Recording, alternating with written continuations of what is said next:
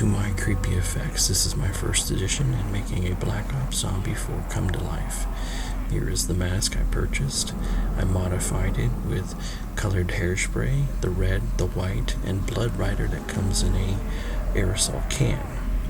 Then I utilized some LED lights. Now these LED lights, to give that effect for the eyes, was coming from this mask. I removed the LED lights along with its casing, and then I modified the ends of it so that way I can place it under a mask and they would stabilize and stay in position. This is the mask. I wanted to show you it. It's been sitting in storage for about a year. It's been cleaned and it had been coated with baby powder. I still wanted to leave the details that I put into it. I would just need to come back and reapply, and that way I can utilize the mask again for the same costume build that I made. So please take a look at it, and I'll come back and fill you in on the rest of the details that I did with the other effects and pieces that were part of this costume.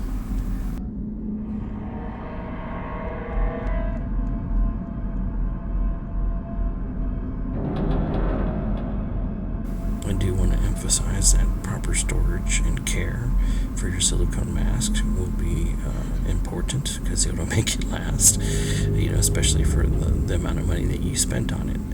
And just like this one, hey, it's been stored in the house, covered with a bag with some baby powder, and it's looking wonderful. Alright, here are the cans that I utilized. And with that, I also wanted to show you the LED lights. It has a on switch, so they can remain on. Or then, if you just want to, temporary or quick, take a picture, whichever, and press that button. And it works rather well with those AA batteries. Here's with the lights off. You get some kind of idea how bright they are. Hope you like them. This was just a jacket that I had purchased from, what was it? No, it wasn't Salvation Army. It was Goodwill, actually.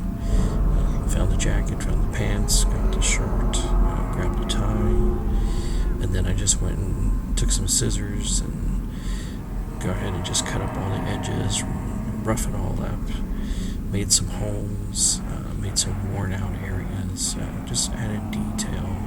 I did use some spray foam there, if you saw in the pocket. And then here is just the pieces of foam board that I just cut out, spray painted, and then hot glued on after making those cuts in the back of the jacket to put the blades in. Definitely you have to place some on the bottom, maybe even some cardboard under it in the back.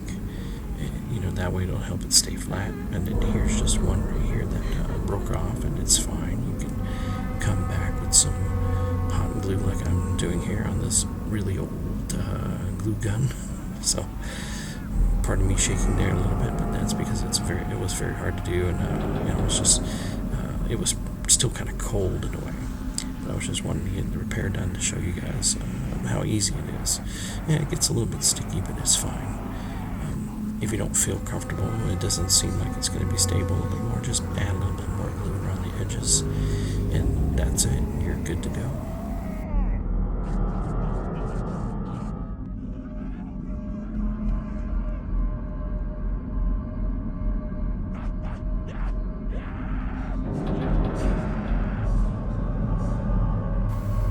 After sitting in storage, I did see that some of the tips were bent, and this is going to happen. All you need to do is use some hot glue on the inside and outside, and once it cools off, it'll reinforce those tips again to be strong. And that's pretty much it to this build. I hope you guys like it, and I'll see you on the next video. Like and subscribe. Thank you for your time.